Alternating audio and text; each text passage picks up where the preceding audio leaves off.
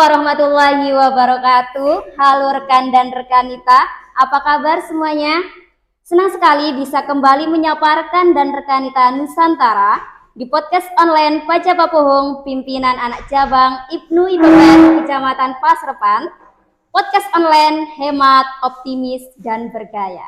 Nah, kali ini sedikit ada yang berbeda rekan dan rekanita. Karena edisi kali ini sangat istimewa sekali, yaitu dengan tema peran pemilih pemula dalam Pesta Demokrasi 2024 yang penuh warna dan penuh energi. Bersama saya rekanita Lailatul Nuzula dari PACI PPNU Kecamatan Pasrepan yang akan men-take over atau mengambil alih podcast pada kali ini. Nah, tentunya saya tidak sendirian rekan dan rekanita. Di sebelah saya ada bintang tamu yang sangat spesial sekali, yaitu dari Ketua Bawaslu Kabupaten Pasuruan. Langsung saja kita sambut bintang tamu kita. Halo Bapak, gimana kabarnya? Kabar baik. Alhamdulillah baik. Boleh dong Pak perkenalan dulu supaya kita bisa lebih kenal, lebih dekat. Nah, terima kasih. Nama saya Ari Yunianto. Hari ini saya Ketua Bawaslu Kabupaten Pasuruan. Saya sebelum menjadi Ketua Bawaslu, saya adalah jurnalis di Kabupaten Pasuruan. Pernah sebagai Ketua Persatuan Wartawan Indonesia Pasuruan. Pengalamannya sangat luar biasa sekali rekan dan rekanita semua ya. Di sini Bapak Ketua Bawaslu, tentu ilmu dan pengalamannya sangat banyak sekali. Dan nantinya saya akan banyak belajar dari Bapak. Karena memang baru pertama kali ini saya terjun di penyelenggaraan pemilu juga Pak, tingkat TPS. Nah, mungkin karena kita akan bahas tema yang sangat luar biasa, menarik dan menginspirasi, apalagi sekarang tahun-tahun politik ya Pak ya, marak-maraknya demokrasi atau marak-maraknya pesta demokrasi politik di negara kita ini. Nah, yang nantinya akan dilaksanakan pada hari Rabu, tanggal 14 Februari tahun 2024. Jadi siapkan diri rekan dan rekanita untuk terbang bersama kami melalui percakapan penuh semangat dan pengetahuan baru.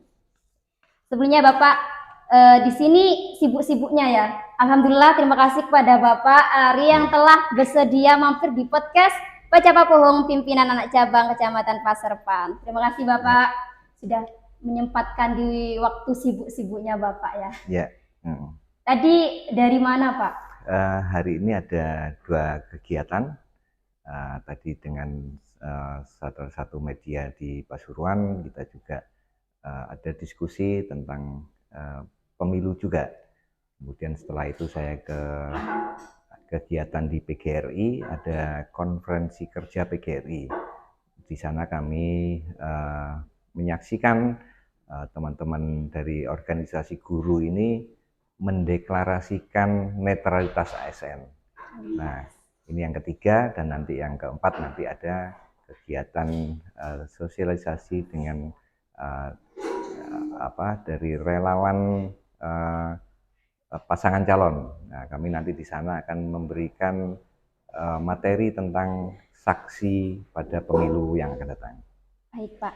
Sini rekan dan rekanita ini kan pelajar putri Pak ya, pelajar Nahdlatul Ulama maupun pelajar putri Nahdlatul Ulama. Tentunya nanti itu ada pemula atau pemilih baru Pak, pemilih pemula. Nah, bagaimana Bawaslu dapat meningkatkan transparansi dalam mengawasi proses pemilu Bapak? Ya, Bawaslu punya kewajiban, punya tugas dan kewajibannya tentang pengawasan pemilu. Nah, Bawaslu dengan tentu tidak bisa bekerja sendirian. Bawaslu dalam melaksanakan pengawasan juga bisa melibatkan partisipasi masyarakat. Nah, ada berbagai macam saluran untuk meningkatkan partisipasi masyarakat. Kami juga pernah menyelenggarakan sekolah kader pengawas partisipatif. Ada juga forum warga. Nah, ini juga dalam rangka bahwa masyarakat tidak hanya memiliki hak politik, tidak hanya hak politik memilih atau dipilih, tapi masyarakat juga punya hak untuk mengawasi jalannya pemilu. Nah, bagaimana caranya mengawasi pemilu? Nah, masyarakat bisa berpartisipasi, memberikan informasi kepada Bawaslu, kepada pengawas pemilu di tingkat kecamatan atau di tingkat desa. Nah, masyarakat juga bisa berpartisipasi misalkan dalam hal ada dugaan potensi pelanggaran. Nah, mereka yang harus berpartisipasi aktif agar sama-sama saling menjaga, mengantisipasi agar pemilu berjalan jujur, adil, dan demokratis. Pak. Dan apa langkah konkret yang diambil Bawaslu untuk mengawasi potensi penyelewengan dan kecurangan, Pak, dalam pemilihan umum? Ya, di Bawaslu kita memiliki jajaran hingga di tingkat desa. Kemarin beberapa hari yang lalu kita juga sudah melantik pengawas TPS. Oh ya, PTPS itu. PTPS. Nah, itu di total di Kabupaten Pasuruan ada pengawas TPS 4.500. Jumlah ini memang terlihat besar, tapi jika dibandingkan dengan masyarakat di Kabupaten Pasuruan yang jumlahnya lebih dari 1,2 juta, tentu sangat jauh dari ideal. Nah, artinya sekali lagi bahwa peran masyarakat dalam hal pengawasan ini menjadi penting. Sebenarnya tugas utama Bawaslu adalah melakukan pengawasan, tapi masyarakat bisa berpartisipasi, ikut andil dalam mensukseskan pemilu, tidak hanya pada pelaksanaan, tapi juga mengantisipasi potensi pelanggaran. Nah, potensi kecurangan tentu dimanapun di setiap tahapan sejak dari itu pada perhitungan pendataan pemilih, kemudian logistik ataupun pada masa kampanye, semuanya berpotensi ada pelanggaran, ada kecurangan, ada potensi itu. Nah, inilah kami yang selalu menekankan kepada pengawas kami untuk melakukan pengawasan secara ketat. Nah, masyarakat juga bisa berperan aktif di situ, memberikan informasi kepada kami, jajaran kami di tingkat kecamatan hingga desa dan TPS untuk bisa ikut mengawasi. Baik. Dan pertanyaan selanjutnya mungkin Pak ya, bagaimana pandangan Bapak terhadap peran Bawaslu dalam menjaga netralitas penyelenggaraan pemilu, Pak? Ya. Banyak sekali yang terjadi kan sekarang Pak ya, di media sosial maupun yang lainnya. Ya, sesuai dengan peran, fungsi, dan kewenangannya, Bawaslu tentu tidak hanya melakukan pengawasan kepada partai politik peserta pemilu, tidak hanya pada caleg, tidak hanya pada pasangan calon, tapi juga pada penyelenggara pemilu. Nah, penyelenggara pemilu khususnya di rekan kami di KPU, tentu ini juga menjadi bagian yang tidak terpisahkan dalam hal pengawasan. Nah, kita punya sejarah di Pasuruan, kita punya sejarah kelam tentang kepemiluan, ada pelanggaran-pelanggaran yang dilakukan oleh oknum-oknum. Nah, ini kami berharap pada pemilu tahun 2024 ini tidak terulang dan tidak terjadi lagi. Nah, artinya peran kami, peran pengawas pemilu, peran masyarakat ini sangat dibutuhkan dalam menjaga mengantisipasi terjadinya potensi pelanggaran dan kecurangan itu. Mungkin bisa diceritakan sedikit Pak terkait penyelewengan yang ada di Kabupaten Pasuruan di pemilu-pemilu sebelumnya supaya nanti rekan dan rekanita maupun masyarakat bisa mengantisipasi terjadi. Pada tahun kisaran tahun 2014 itu kita mungkin masyarakat sudah tahu ada kegiatan, ada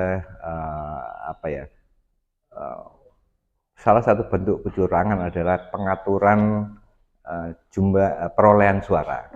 Nah, ini rekapitulasi Pak ya. Rekapitulasi ini dilakukan oleh oknum, baik itu dari peserta pemilu ataupun juga penyelenggara pemilu. Nah, ini kasus ini menjadi mencuat karena ini melibatkan banyak orang, sekitar 13 orang penyelenggara pemilu. Nah, ini artinya ada niat, ada upaya dari kedua pihak untuk sengaja memanipulasi perolehan suara. Nah, inilah yang ini menjadi pengalaman buruk kita agar tidak terjadi lagi di masa yang akan datang. Nah, ini menjadi perhatian kami, pengalaman-pengalaman buruk ini tentu menjadi kami bagaimana meningkatkan pengawasan sebelum, pada saat hari pungut hitung maupun pada saat setelah hari pungut hitung. Artinya semua pengawasan harus dilakukan secara ketat agar celah-celah terjadinya potensi kecurangan ini bisa diantisipasi. Antara KPPS sama PTPS berarti harus itu bekerja sama Pak ya untuk menghindari terjadinya itu. Karena memang kan ada dari masyarakat yang mungkin iseng mengambil surat suara, kan ada 5 ya Pak ya. Iseng terus yang satunya ditaruh di saku dibawa pulang gitu. Kan ada yang seperti itu Pak. Ya, artinya kan tidak hanya penyelenggara, artinya tidak hanya KPPS dan PTPS, tapi di dalam forum, di dalam ruang TPS ini ada saksi-saksi, saksi partai politik, dari saksi pasangan calon. Nah, mereka juga punya peran yang sama, melakukan pengawasan bagaimana proses pemilu ini berjalan sesuai dengan aturannya. Semua pihak harus terlibat aktif. Masyarakat yang di luar lingkar TPS ini juga punya peran yang sama. Untuk selanjutnya Pak, apa yang dapat dilakukan Bawaslu untuk memastikan bahwa pemilu berlangsung dengan adil dan transparan, terutama dalam konteks penggunaan teknologi dan media sosial? Ya, dalam setiap tahapan kami selalu melakukan pengawasan. Nah, pengawasan setiap hari ini di jajaran pengawas pemilu selalu dilakukan tidak hanya pada peserta pemilu, tapi juga pada netralitas TNI, Polri, ASN, perangkat desa, dan Kades. Semua pengawasan yang kami lakukan itu dituangkan dalam form A, form laporan hasil pengawasan. Semua kegiatan masyarakat, semua kegiatan peserta pemilu, semuanya terdokumentasi secara baik, secara runtut di semua tingkatan, mulai dari desa, kecamatan, semuanya terdokumentasi. Nah, ini menjadi bagian penting bahwa kami telah melakukan pengawasan secara keseluruhan. Nah, ini menjadi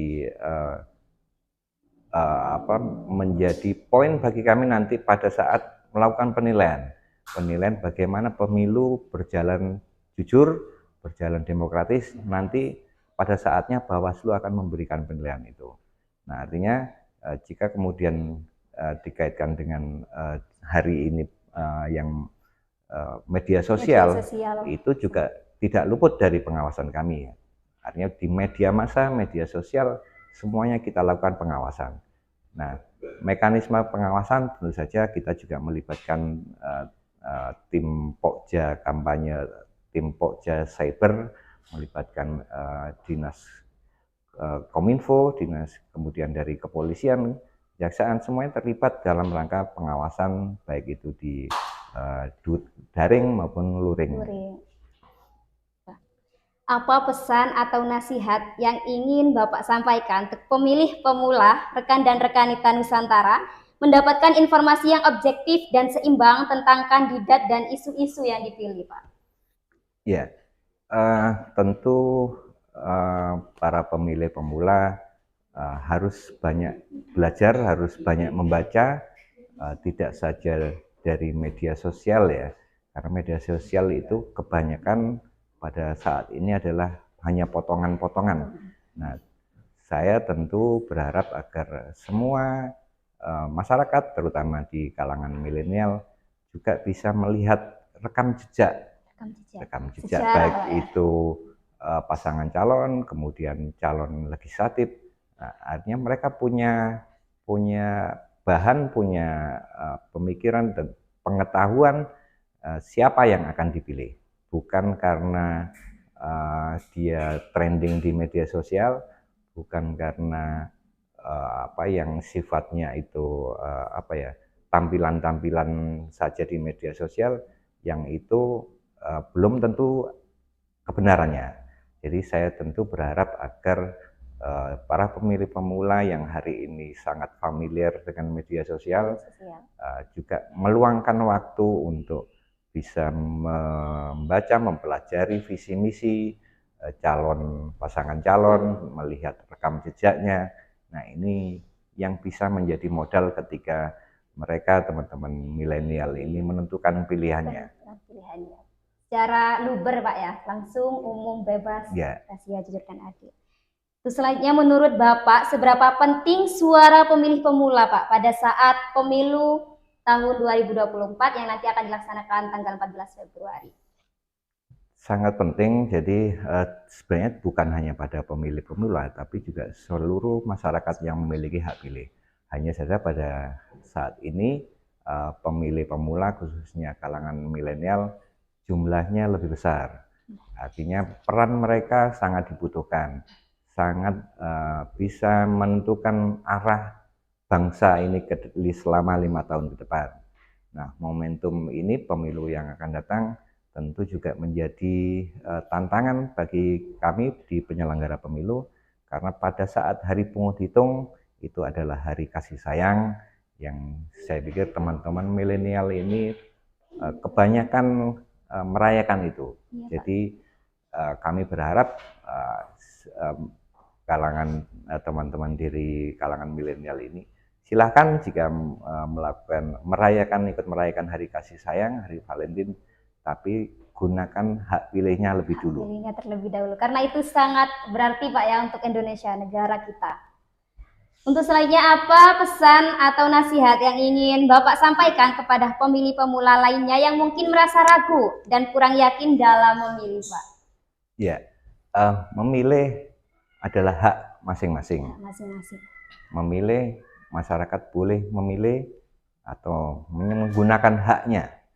Ini adalah pilihan politik, dan tentu jika ingin ikut berperan aktif dalam membangun bangsa 5 tahun ke depan, masyarakat tentu bisa menyalurkan hak pilihnya sesuai dengan pilihan dan hati nuraninya. Nah, sekali lagi bahwa kalangan milenial yang menjadi pemilih dominan pada pemilu kali ini itu bisa lebih banyak belajar, lebih banyak mengeksplorasi siapa calon pemilih yang akan dipilihnya. Nah, artinya bahwa pemilih ini mengetahui siapa yang akan menjadi calon pemimpinnya di masa depan. Nah, tentu sekali lagi bahwa para pemilih pemula ini kami berharap bisa banyak belajar untuk tidak gampang ikut arus dalam derasnya media sosial yang pada hari ini mungkin ada kecenderungan saling menjatuhkan. Nah, saya pikir ini tidak sepenuhnya diikuti teman-teman dari kalangan milenial, tapi mereka lebih bisa berpikir positif, lebih berpikir secara arif, bisa tidak terjerumus juga dalam saling menjatuhkan ini. Atau terprovokasi, Pak, ya, orang-orangnya terprovokasi. Ya. Dan yang terakhir, Pak, apakah ada resiko bahwa organisasi atau agama dapat disalahgunakan untuk tujuan politik tertentu?